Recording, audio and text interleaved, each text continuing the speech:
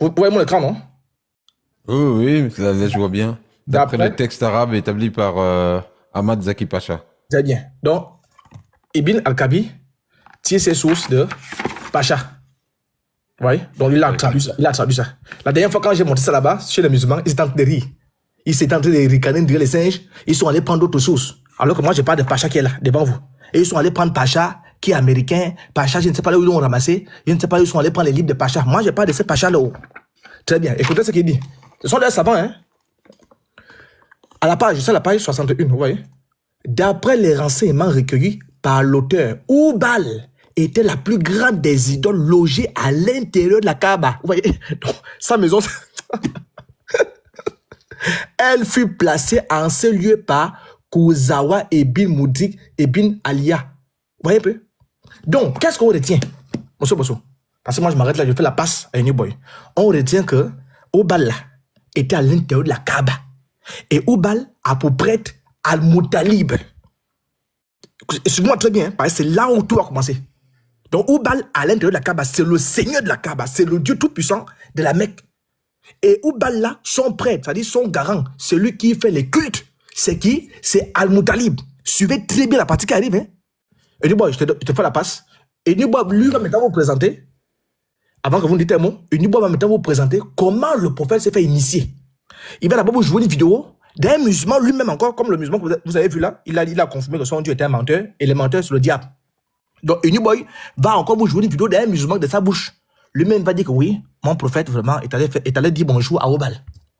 Donc, Uniboy, quand tu es prêt, tu prends la parole, monsieur Osso, sur cette partie-là, qu'est-ce que vous avez à dire avant de faire la passe au ballon d'or, Uniboy?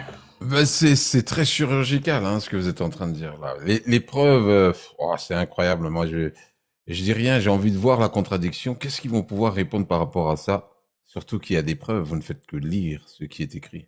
C'est, c'est incroyable. Ben, on va attendre la contradiction tout à l'heure, mais moi, c'est bluffant. Claire. Boy. Oui, je suis là, je suis là, je suis là. Je suis en train d'apprêter rapidement quelque chose dans ta baril.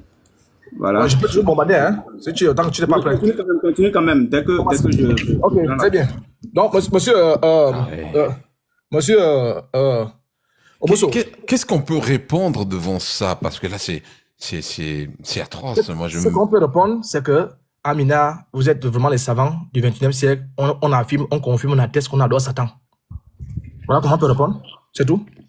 Puis, comment, tu vois, c'est-à-dire, même, vous voyez, monsieur Bosso, même dans votre imagination, vous vous posez des questions qui peuvent venir contredire ça. Bah oui, c'est écrit Il va passer par où?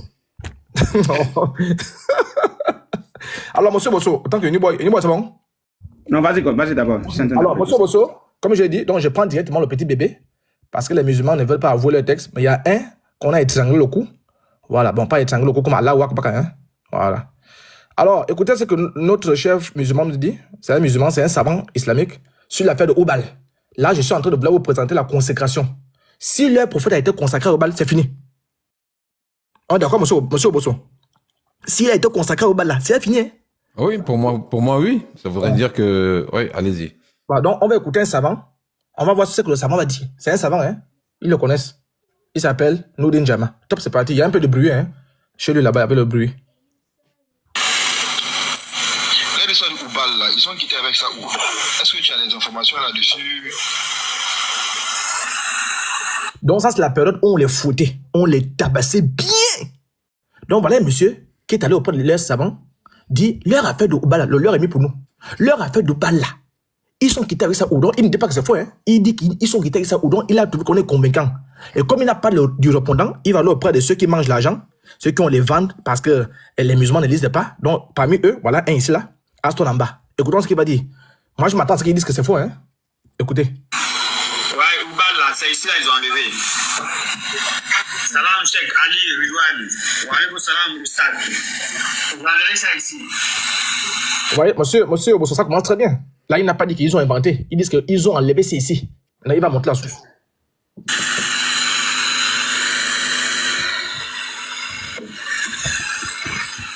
C'est ici, ils ont enlevé ça. Le nectar cacheté. Je présente ça vite. Ouais. Voilà, c'est bon. Mettez-moi en gras maintenant, c'est bon. Voilà, oui, je Voilà, m'arrête là. Voyez, monsieur, il a parlé du nectar cacheté. Le voilà qui est là, non? Donc, Oui. donc ce qu'il dit, c'est vrai. On tire ça quelque part. On n'invente rien. Et nous, on va pousser la vidéo. Très bien. Donc, je vous remets la vidéo. Attendez, vous êtes en train... Là, c'est à balles réelles, c'est ça, hein? Parce que là, Ouais, c'est pas possible. Je clair. sais pas qui va oser monter après toutes ces choses-là. Hein. Mais ça, ce n'est que le début. Hein. Avec ce qu'on a encore devant la main, on va s'en sortir. Hey. Bon, on continue. Voilà, donc on continue. Ici.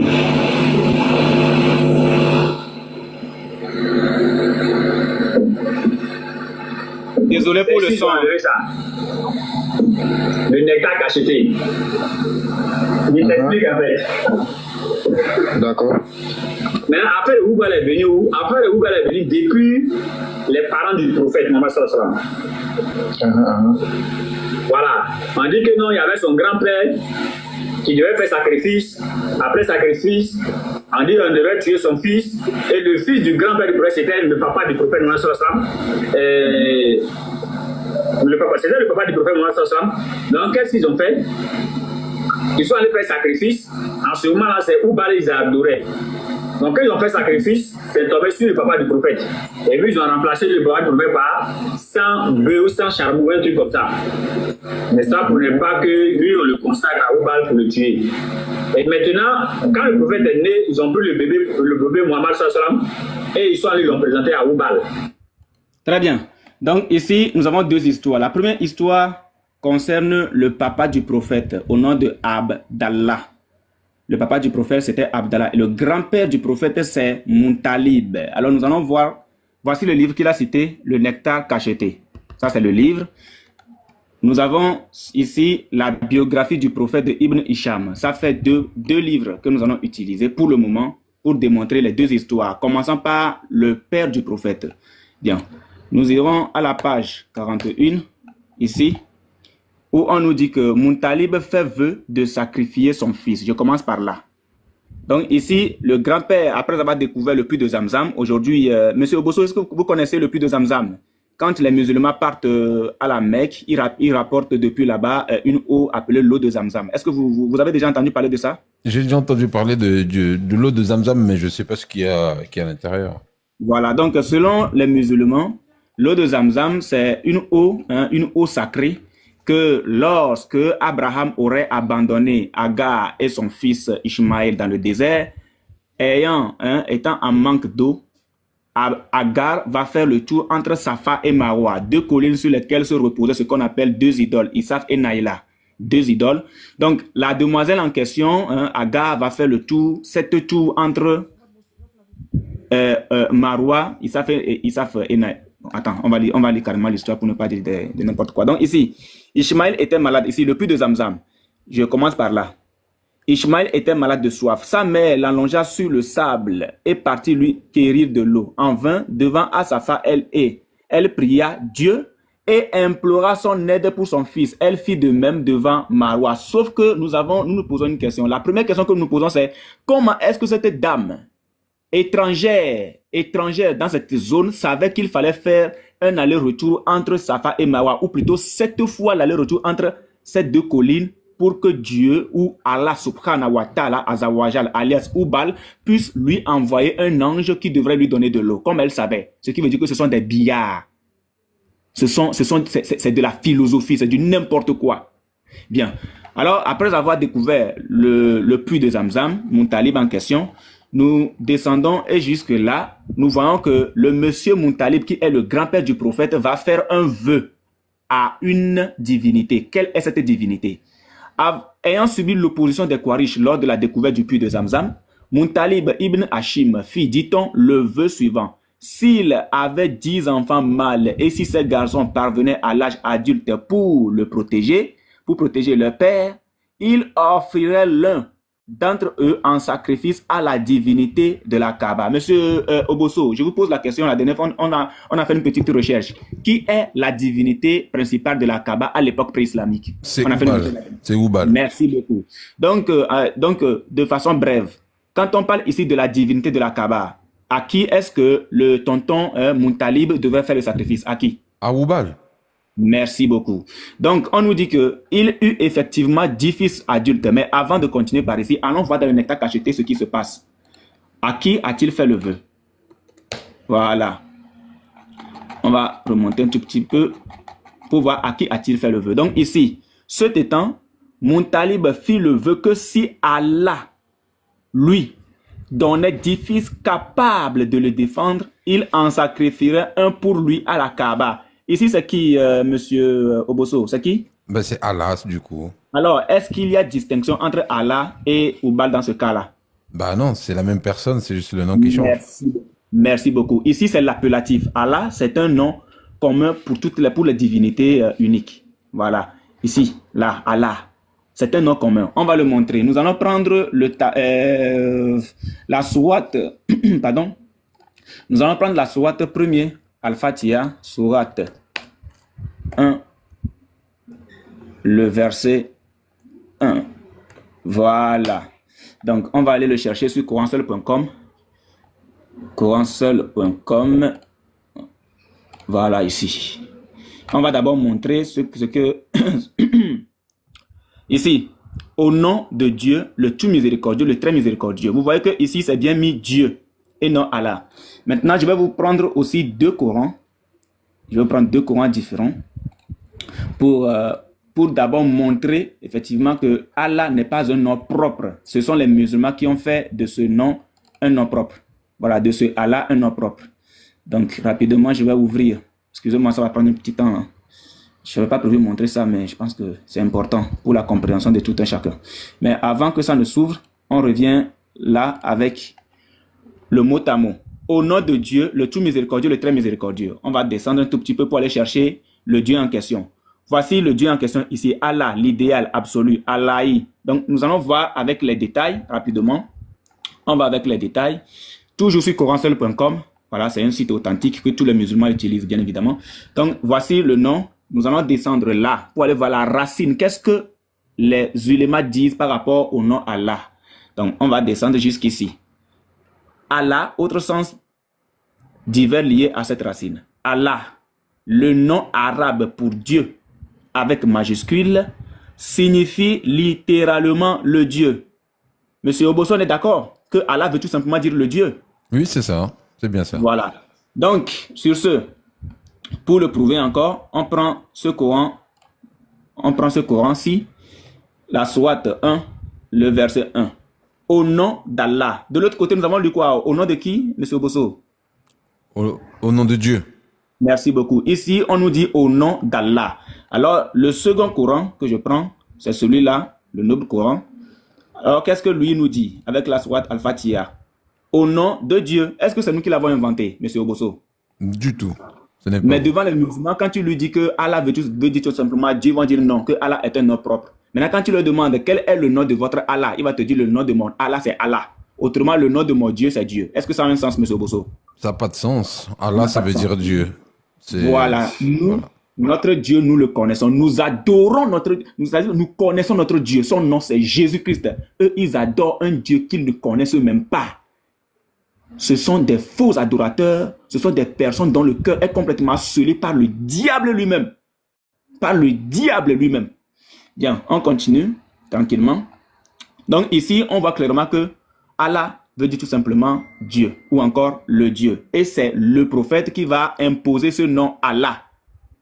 C'est le prophète, je vais vous le montrer tout à l'heure. Maintenant, nous allons continuer avec le nectar cacheté. Voilà le nectar cacheté. Donc ici, cet étant, Muntalib fit le vœu que si Allah, lui, donnait 10 fils capables de le défendre, il en sacrifierait un pour lui à la Kaaba. Qu'est-ce qui se passe dans la biographie du prophète? Il est vrai que le vœu a été fait à la divinité de la Kaaba. Mais qui est cette divinité de la Kaaba? On va nous le montrer. Alors, je vais lire. Il eut effectivement 10 fils. Alors, le Dieu, la divinité de la Kaaba, a effectivement exaucé le vœu de Muntalib.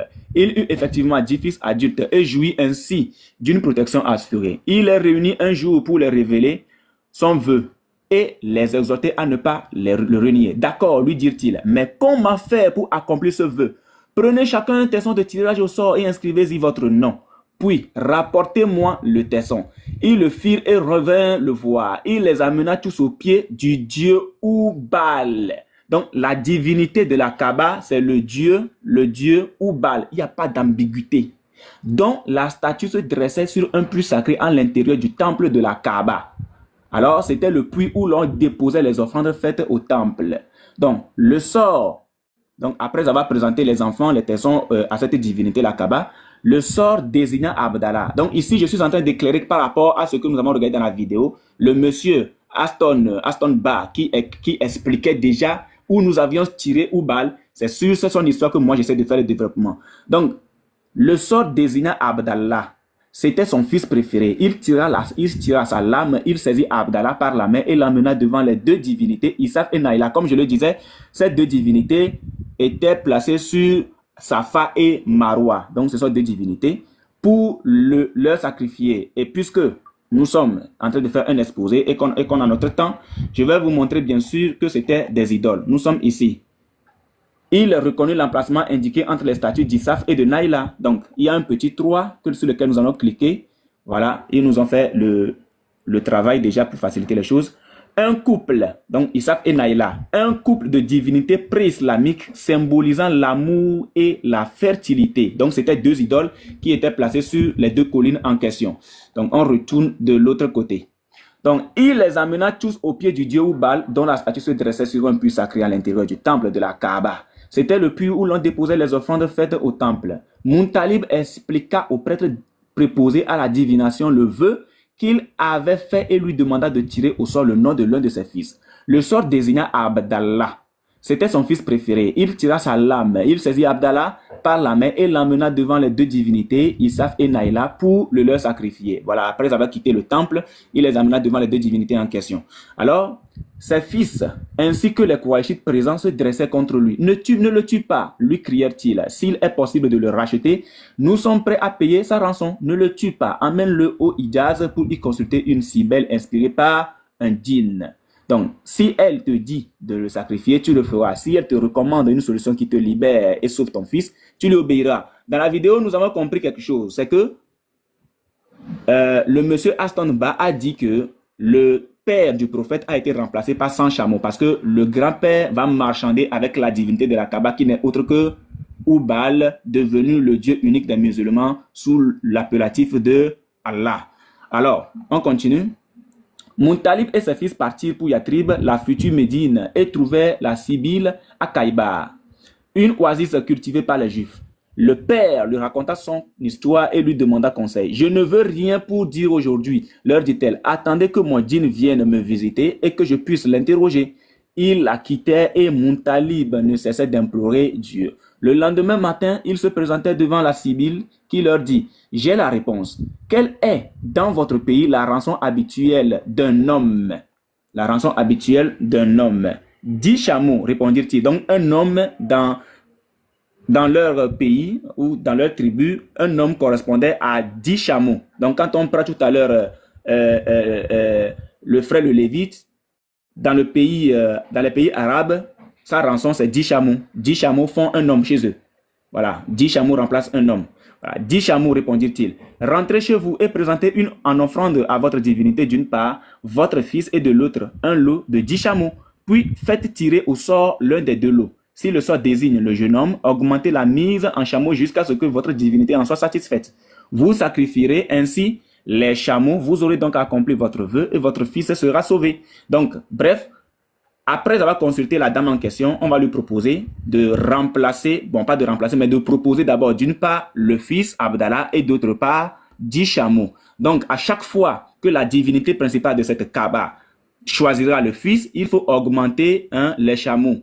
Donc, de 10 chameaux, on se retrouve à 20, à 30, à 40, à 50, à 60, à 70, jusqu'à 100. C'est ce qui va se passer.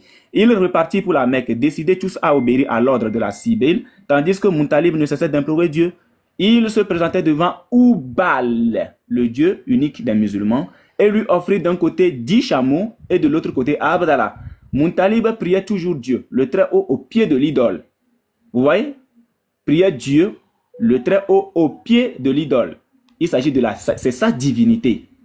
C'est sa divinité. Donc, il prie sa divinité, qui n'est autre que Oubal. Le sort désignait Abdallah. Ils y ajoutèrent 10 chameaux, mais le sort désignait encore Abdallah. De dizaine en dizaine, le sort désignait toujours Abdallah. Lorsque le nombre de chameaux atteignit la centaine, Muntalib implora Dieu encore avec plus d'insistance et le prêtre de Oubal. Donc, ici, je vous explique un truc. Tantôt, on parle de Dieu, tantôt, on parle de Oubal. C'est comme par exemple, je rends gloire à mon Dieu. Monsieur Oboso, vous n'êtes pas encore chrétien. Mais quand je dis je rends gloire... Vous êtes déjà en prévision. Quand je dis je rends gloire à mon Dieu, Monsieur Oboso, à qui est-ce que je pense automatiquement? Mon Dieu, c'est Dieu. Oui, mon Dieu. Il s'appelle comment? Là, vous posez la question à quelqu'un qui ne maîtrise pas. C'est Jésus-Christ. Donc, quand moi je dis... Le vôtre, c'est Jésus-Christ, oui, effectivement. Voilà. Quand je dis je rends gloire à mon Dieu, dans ma tête, dans mon cœur, dans mon âme, dans mon esprit, il s'agit de Jésus-Christ. Donc, c'est ce qui se passe ici. Tantôt, Muntalib fait appel à son Dieu avec son nom propre, qui est Oubal. Tantôt, il le désigne par l'appellatif. Donc, parfois, je peux dire je rends gloire à mon Dieu. Et parfois, je peux dire, je rends gloire à Jésus-Christ. Cela ne voudrait pas dire que Dieu et Jésus-Christ sont deux personnes distinctes. Non, c'est la même entité. C'est clair. C'est ce qui se passe dans le texte. Tantôt, c'est l'appellatif. Tantôt, c'est le nom propre. Donc, le nom propre de cette divinité, c'est Oubal. Je ne sais pas si vous me comprenez, monsieur Bosso. Oui, mais je comprends très bien. Jusque-là, c'est très clair. C'est extrêmement clair. C'est pour ça que je vous ai dit, là, vous tirez à balles réelles. Je me pose la question, comment vont-ils faire? Je vais être très transparent. Moi, je réfléchis plus à qu'est-ce qu'ils vont sortir. Moi, je suis curieux. On les attend. Mais allez-y, continuez. Voilà. Lorsque le nombre de chameaux atteignit la centaine, Muntalib implora Dieu. Encore plus d'insistance et le prêtre de Oubal tira au sort. Cette fois, le sort désignant les 100 chameaux. Donc, ils ont marchandé avec leur divinité Oubal, qui n'est autre que Allah Oubal. Et donc, à un moment donné, cette divinité va plutôt accepter les 100 chameaux et va épargner la vie du père du prophète. En ce moment, le prophète n'est pas encore né. Voilà, peut-être que les gens ne savent pas. En ce moment, le prophète n'était pas encore né. Donc, ton Dieu, qui n'est autre que Oubal, est satisfait. Muntalib, ton vœu est accompli. Donc, le vœu qu'il avait fait plus haut, que s'il avait 10 fils capables de le défendre jusqu'à l'âge adulte, il en sacrifierait un. Donc, ici, le sacrifice est accompli parce qu'il a remplacé son enfant qu'il devait sacrifier par 100 chameaux. Donc, Muntalib, dit-on protestant, non, dit-il, il faut que les tessons soient tirés 3 fois. Donc, 3 fois, donc après même ce sacrifice-là, après que le sort ait désigné les 100 chameaux, Muntalib va dire non, c'est un croyant, c'est un adorateur de ce Dieu, il a confiance en ce Dieu. Mais là, il va se dire, mais ça c'est grave, pourquoi marchander avec un Dieu? Mais comment se fait-il que je marchande avec un Dieu au point où ce Dieu finit par accepter mon souhait? Donc, le souhait ici, c'est de sacrifier 100 chameaux et laisser la vie de son fils sauve. Donc, ton Dieu est satisfait, Muntalib, ton vœu est accompli. Muntalib, dit-on, le protesta, non, dit-il, il faut que les taisons soient tirées 3 fois. 3 fois les taisons furent tirées et 3 fois le sort désignant les chameaux. Les bêtes furent offertes en sacrifice et laissées au pied de l'idole. Au pied de quelle idole, monsieur Oboso? Oubal. Toute l'assistance sans aucune restriction prit part à cette offrande. Et c'est clair, ça c'est la première histoire que notre cher bien-aimé Oustaz a raconté. Parce qu'il a parlé des chameaux. Maintenant, allons au niveau du sacrifice. Parce qu'il va parler aussi du sacrifice de l'enfant, bien de la consécration de ce petit enfant à cette divinité. Alors, nous sommes ici. Lorsque, je suis à la page 43 de la biographie du prophète. Lorsque Amina donna naissance à Muhammad, elle fit annoncer à son grand-père, Muntalib, la naissance d'un garçon. Le grand-père arriva et regarda le nouveau-né. Amina lui raconta ce qu'elle avait vu lorsqu'elle était enceinte de lui, ce qu'on lui avait dit à son sujet et le nom qu'il devait porter. Muntalib prit l'enfant dans ses bras et pénétra dans la Kaaba. Il pria le Dieu du temple et lui rendit grâce. Monsieur Oboso, il a prié quel Dieu dans le temple? Oubal. Toujours. Merci. Toujours Oubal. C'est clair. Il sortit et remit l'enfant à sa mère. Puis il se mit en quête d'une nourrice pour l'enfant. Donc ici on voit que il est entré dans la Kaaba. Il a prié le Dieu de ce temple qui n'est autre que Oubal. Donc allons voir avec le nectar cacheté. Qu'est-ce que le nectar cacheté nous dit? Nous allons à la page 82. Par là, si je ne me trompe pas. Voilà, la page 82. Après avoir accouché, la même histoire. Mais ici, on va désigner la divinité de la Kaaba par son appellatif. Après avoir accouché, Amina envoya auprès de Muntalib lui annoncer la naissance de son petit-fils. Réjoui par la nouvelle, il arriva, prit le nouveau-né, l'amena dans la Kaaba, invoqua Allah. Monsieur Oboso, Allah de l'autre côté, c'est qui? Oubal. Donc ici, on désigne Oubal par son appellatif. Moi, Invoqua... j'ai une question quand même. Pourquoi est-ce qu'ils Allez-y. ont besoin de faire ce jeu de jonglage là? Ça paraît simple, tout le monde a conscience en lisant un petit peu que c'est d'Oubal qu'on parle. Pourquoi est-ce qu'ils ont Voilà. besoin de dire Allah, Oubal, C'était pour- quoi le but? C'est pour tromper les musulmans. C'est ce que le pasteur dit souvent. Il faut cacher En le islam, paganisme. Voilà. En islam, on souffle le chaud et le froid au même moment. Donc, quand tu ne fais pas attention, tu vas penser que tu es en train d'adorer le véritable Dieu. Or, les musulmans te font adorer une idole ancienne des Arabes devenue leur Dieu unique. Ça, c'était la mentalité ou encore l'œuvre de Mahomet, ce faux prophète de tous les temps. Ouais, mais ça aurait été visible, attendez. C'est trop facile, ça. Il suffit de prendre du temps, s'asseoir, lire, et ensuite, c'est pas des moutons qui sont derrière quand même. Les gens, ils arrivent à faire Voilà. l'analyse. Je vais vous montrer la marmaille derrière tout à l'heure. Allah et le remercia. Il lui choisit le nom de Muhammad, nom à l'époque inconnu des Arabes. Donc tout à l'heure, les frères ont montré que le Abraham que nous avons dans la Bible n'est pas le même que nous avons dans le Coran. Déjà, Abraham dans la Bible, c'est Nachor le papa. Et dans le Coran, c'est un certain quoi Le papa dans le Coran, c'est Hazar. Hazar, voilà. Dans le Coran, c'est Hazar. Et dans la Bible, c'est bien Terach. Voilà. Donc, regardez. Je vais vous montrer qu'ils ont encore menti une fois. On va montrer quelque chose rapidement dans la Genèse 17 à partir du verset 11 pour montrer une fois encore que on n'adore pas le même, on n'adore pas le même Dieu et que nous n'avons pas le même Abraham. Je prends la Genèse 17. La Genèse, je suis où là? Voilà. Un instant, voilà. Je prends la Genèse 17. La Genèse 17 à partir du verset 11. Regardez. Voici l'alliance que Dieu a fait avec Abraham. Dieu dit à Abraham, toi, tu garderas mon alliance, toi et tes descendants après toi selon leur génération. C'est ici mon alliance que vous garderez entre moi et vous et ta postérité après toi. Tout mâle parmi vous sera circoncis. Déjà, voici l'alliance, les termes de l'alliance en question. La circoncision. Vous vous circoncirez et ce sera un signe d'alliance entre moi et vous. À l'âge de 8 jours, monsieur Obosso, à l'âge de combien? Monsieur Obosso, à l'âge de combien? Est-ce que monsieur Obosso est là? Ah ben je suis en train de dire 8 jours depuis tout à l'heure. 8 jours. Ah. Oui, 8 jours. À l'âge de 8 jours, voilà. Donc ici, on comprend que c'est à l'âge de 8 jours que tout mâle parmi vous sera circoncis selon vos générations, qu'il soit né dans la maison, qu'il soit acquis à prix d'argent, de tout fils d'étranger, sans appartenir à ta race. Donc, que le monsieur ou bien le bébé en question soit juif ou non, automatiquement, soit israélite ou non, automatiquement, l'alliance nous dit que la circoncision doit se faire à l'âge de 8 jours. Mais dans le Coran, bizarrement, pas dans le Coran, mais dans les sources islamiques, le prophète est circoncis à son 7e jour. Est-ce que c'est la même alliance, M. Obosso? Bah oui, forcément. Ben si. Non, ici, nous sommes au 7e jour. Il le circoncis à son 7e jour. Avec la Bible. De l'autre côté, c'est à 8 jours. Attendez. C'est 8 jours. Remettez. Est-ce que c'est le même Abraham? Ben non, du coup, c'est pas le même. Mais non. Voilà. Ça peut pas être le même, puisque... Non, mais c'est vrai. Ça peut pas être le même. Voilà. Là, lui, il a 7 jours et l'autre, c'est à 8 jours. À partir de 8 jours. Voilà. Donc ici, la circoncision du prophète de l'islam, le faux prophète de l'islam, a été fait le 7e jour, pas comme l'alliance d'Abraham le dit, mais comme le faisaient les Arabes. Alors, quel est ce Dieu qui a fait alliance avec les Arabes pour circoncire les enfants le 7e jour? Oubal. On ne le sait pas. Ça ne peut être que cette idole. Parce que le grand-père Moutalib a circoncis le faux prophète à son 7e jour, sans respecter l'alliance que Dieu a fait avec Abraham, le vrai Abraham, bien sûr. Voilà. Donc là, on vient de présenter 2 cas.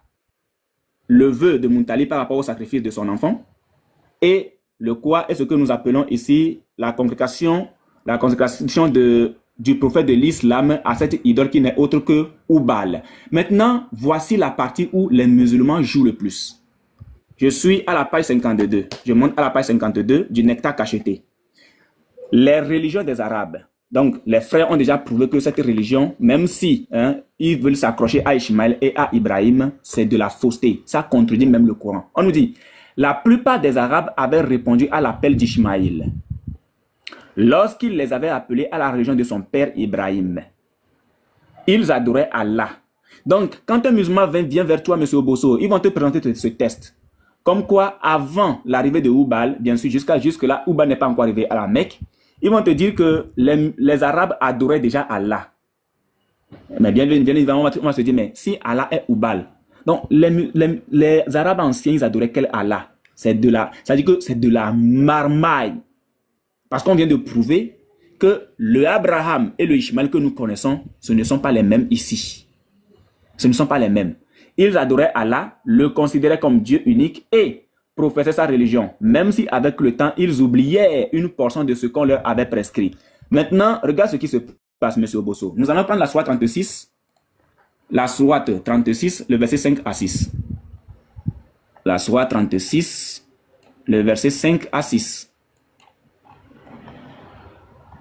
La sourate 36, voilà, le verset 5 à 6.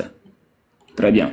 Alors on nous dit, c'est une révélation de la part du Tout-Puissant, du Très Miséricordieux, pour que tu avertisses un peuple. Monsieur Obosso, le prophète de l'islam, il est de quel peuple? C'est censé être un arabe normalement, non? Merci beaucoup. Donc le peuple en question ici, c'est le peuple arabe. Le peuple arabe, oui. Pour que tu avertisses les Arabes dont les ancêtres n'ont pas été avertis. Ils sont donc insouciants. Là, je te pose la question directe. Est-ce que les Arabes ont été avertis selon ce test-là? Pour que tu avertisses un peuple dont les ancêtres n'ont pas été avertis. Ils sont donc insouciants. Est-ce qu'ils ont été avertis, M. Obosso? Bah, normalement, non. Non, pour moi, non. Voilà. Ils n'ont pas pu être avertis, là. Voilà. Mais quand tu présentes ce test à un musulman, il va te dire qu'ils ont été avertis. Alors que le Coran dit qu'ils n'ont pas été avertis. Alors qu'est-ce qu'ils vont faire? Ils vont te dire, allons lire le tafsir. Parce que les musulmans et même leurs savants, ce sont tous des marmailleurs.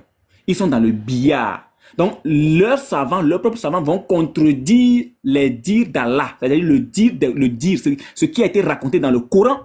Leurs propres savants vont contredire cela. Regardez ce qui se passe. Ils vont dire ceci.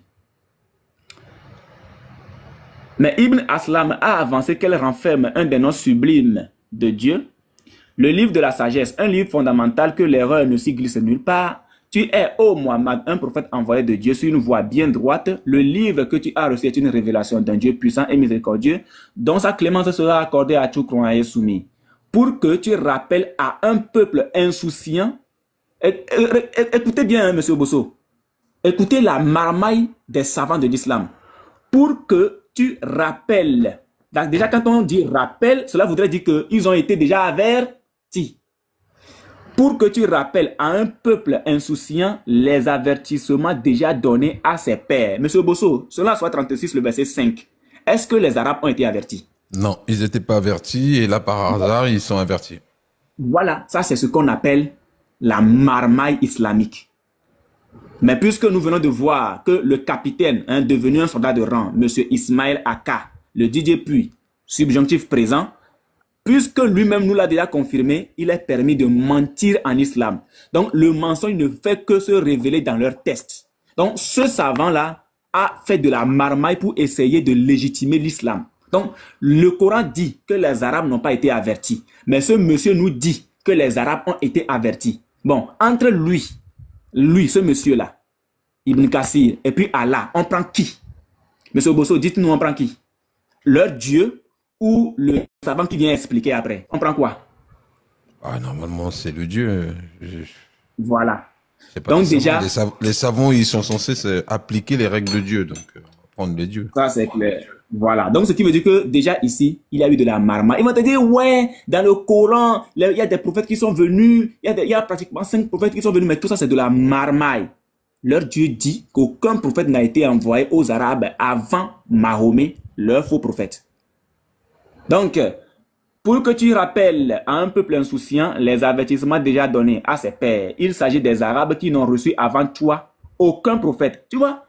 Et puis, regarde bien, il s'agit des Arabes qui n'ont reçu avant toi aucun prophète. Donc, si on se base sur cette première phrase, M. Bosso, est-ce que cette phrase-là n'est-il pas conforme ou bien n'est-elle pas conforme à la sourate 36, verset 5 à 6?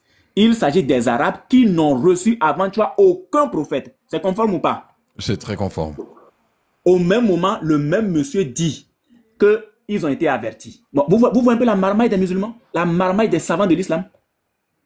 Tout ça, c'est pour maintenir les gens dans le faux, dans le billard, dans la confusion, juste pour les mener en enfer. C'est triste. C'est tellement triste. Bien, on continue. Donc ici, sur la page 52, du nectar cacheté, on voit clairement qu'il y a eu de la marmaille ici. Maintenant, on va nous dire ceci. Toutefois, il conservait le tawhid, la reconnaissance de l'unicité d'Allah, et plusieurs rites appartenant à la région d'Ibrahim, jusqu'à l'arrivée de Amr ibn Loué, le chef de la Kouza. Celui-ci avait été éduqué dans une atmosphère très favorable au bien, à la charité et à la solitude à l'égard des affaires religieuses. Les gens l'aimaient, pensant qu'il était des grands ulémas et des saints. Ensuite, Loué fit un voyage en Syrie où il vit les gens adorer les idoles. Alors il approuva la pratique et la crut être la vérité parce que la Syrie est le berceau des messagers et des livres. Ainsi aussi revint-il avec Oubal. Donc c'est en ce moment-là que Oubal est arrivé à la Mecque. Après le voyage de ce monsieur, Amr ibn Loué. Aussi revint-il avec Oubal, une idole, le mit à l'intérieur de la Kaaba, puis appela les Mecquois à l'associationnisme. Donc c'est à partir de l'arrivée de cette divinité, de cette idole Oubal, que l'associationnisme va commencer. Mais pourquoi parle-t-on de l'associationnisme? Est-ce que l'associationnisme, c'est par rapport à Allah qui était, selon eux, déjà adoré avant l'arrivée de Oubal, ou bien l'associationnisme, c'est par rapport aux divinités déjà présentes dans la péninsule arabique associées à Oubal? Ils vont nous donner la réponse. Pour les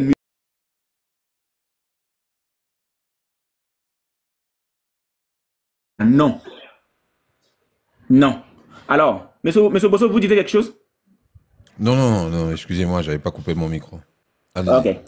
Ceux-ci, c'est-à-dire les Arabes, répondirent à son appel et furent bientôt suivis en cela par les gens de Hijaz, car c'étaient les dirigeants de la Kaaba et les responsables du haram. L'une de leurs idoles les plus anciennes était Manat, qui était à Al-Mouchali. Donc, avant l'arrivée de Oubal, il y avait déjà des divinités locales.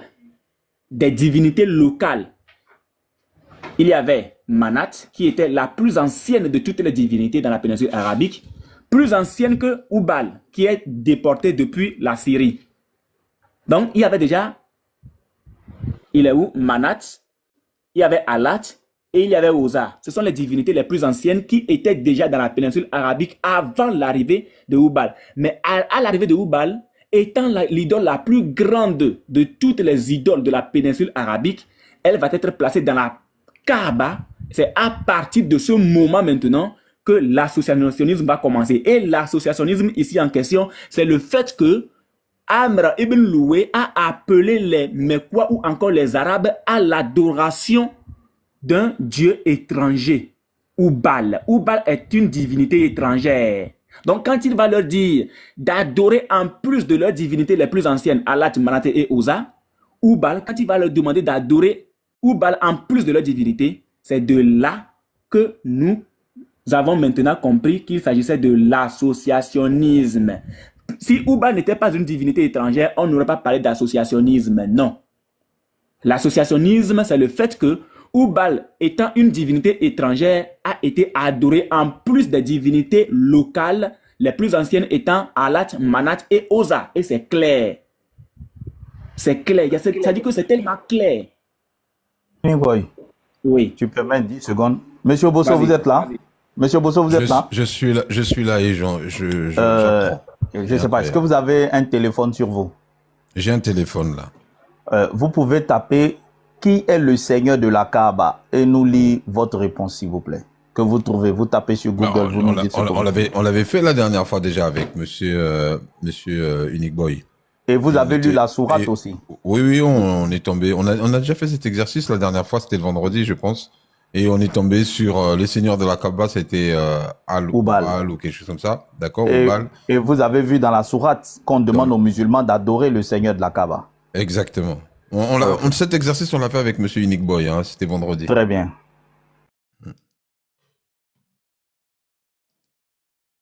Ubal, je vous ai dit, ça veut dire le Baal, c'est l'équivalent du dieu Sin.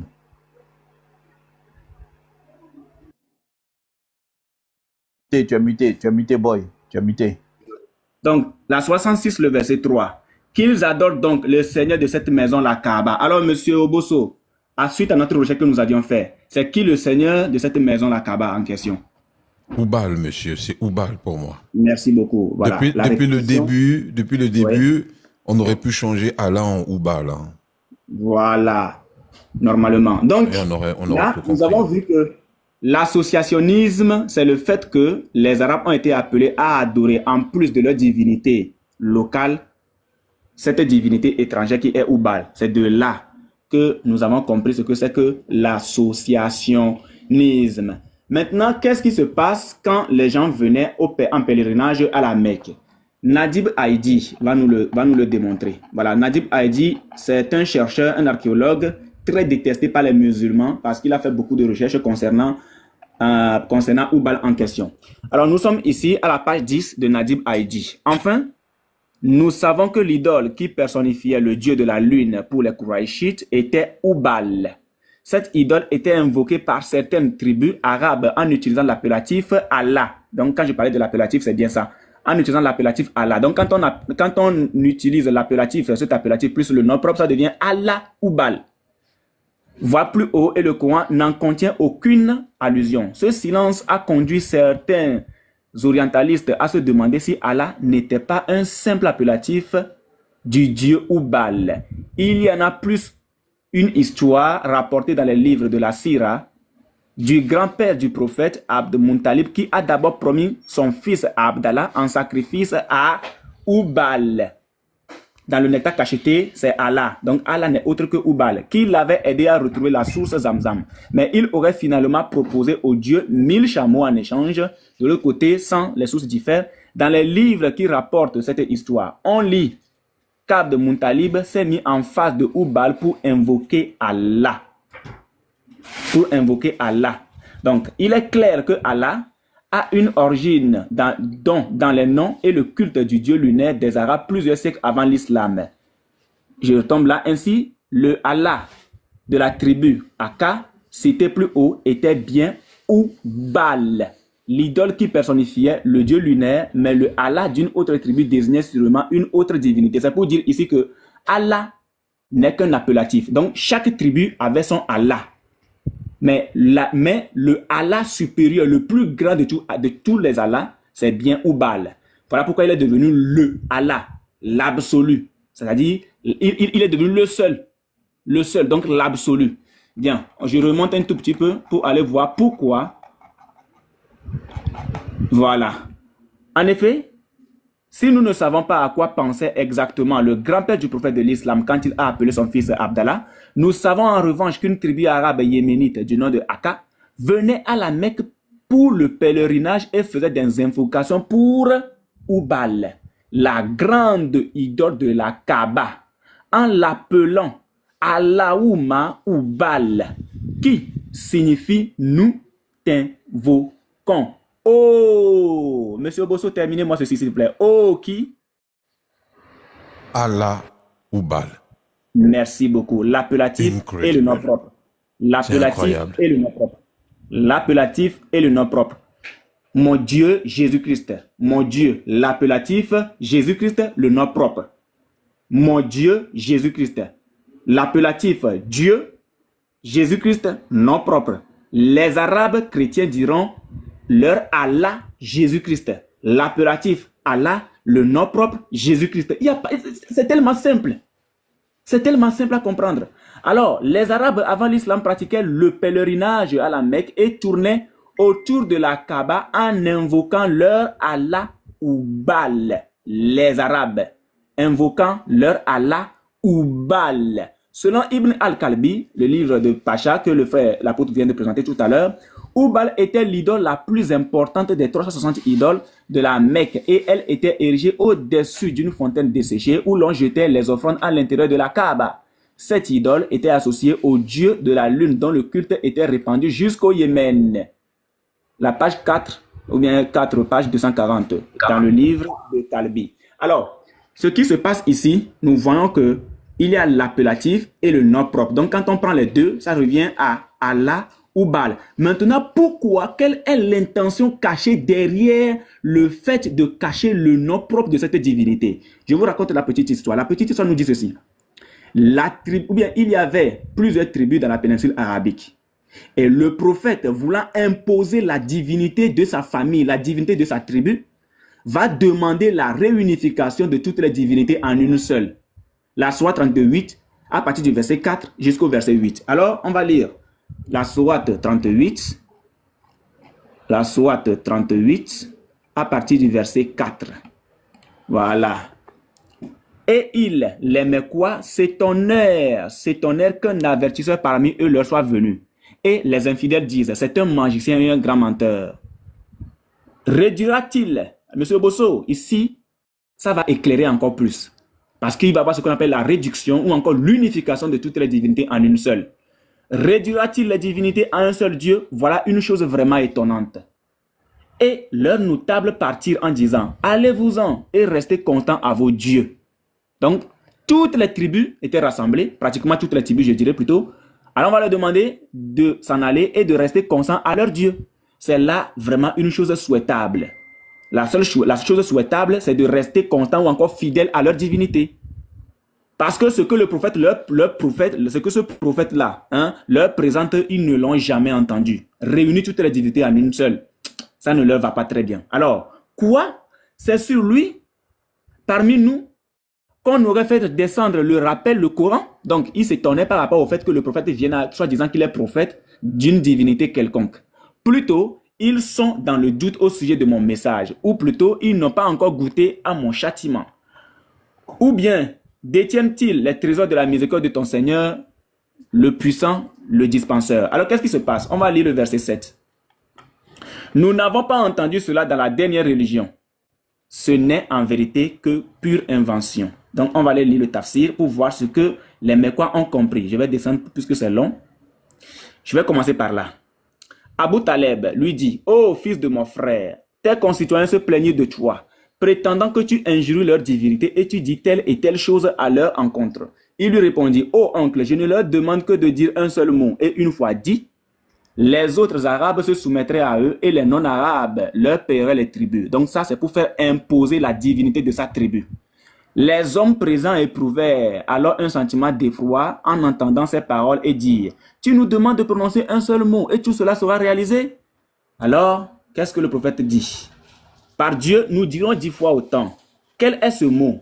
Et Abu Taleb de répéter leurs paroles. « Quel est ce mot, ô mon neveu ?» Le messager de Dieu leur répondit, « Dites, il n'y a d'autre divinité que Dieu. Il n'y a d'autre divinité que Dieu. » Alors, comment est-ce que ça se comprend? Il n'y a que les contemporains du prophète pour nous expliquer cette phrase-là. Effrayés par ces paroles, les hommes se levèrent aussitôt et poussant leurs habits en s'écriant, comment il prétend réunir toutes les divinités en une seule? Je pense que l'apôtre a l'habitude de faire un truc, il prend un petit gobelet et puis il jette les petits trucs dedans pour dire que voilà, ça c'est la réunion de toutes les divinités en une seule.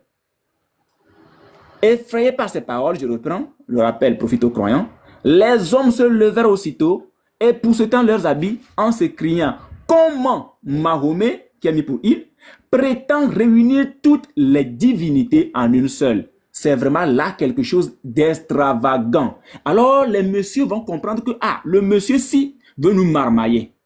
Il veut réunir toutes les divinités en une seule. Mais puisque le monsieur avait déjà son armée, il préparait déjà son armée, il va s'imposer par les armes. Il va s'imposer dans le bain de sang. Et c'est clair. Voilà comment est-ce qu'il a pu imposer la divinité de sa tribu à toute la péninsule arabique. C'est ce que Christian Julien Robin va nous expliquer, un chercheur que je vais vous présenter aussi. Voilà, Christian Julien Robin. Donc, je le prends. Alors, monsieur Unique Boy, on vient de prendre au moins 2-3 heures faciles, hein, 2 heures, excusez-moi, 2 heures de, non, 3 heures, 3 heures de direct. Est-ce que vous pouvez nous permettre petite minute de réclame, histoire que les autres ils bombardent un petit peu dans le tapotage et ça repose un peu tout le monde, hein, un petit verre d'eau, un petit quelque chose, et ensuite on repart dans le bombardement. Une petite pause musicale, vous voulez dire? Oui, exactement. Qu'est-ce que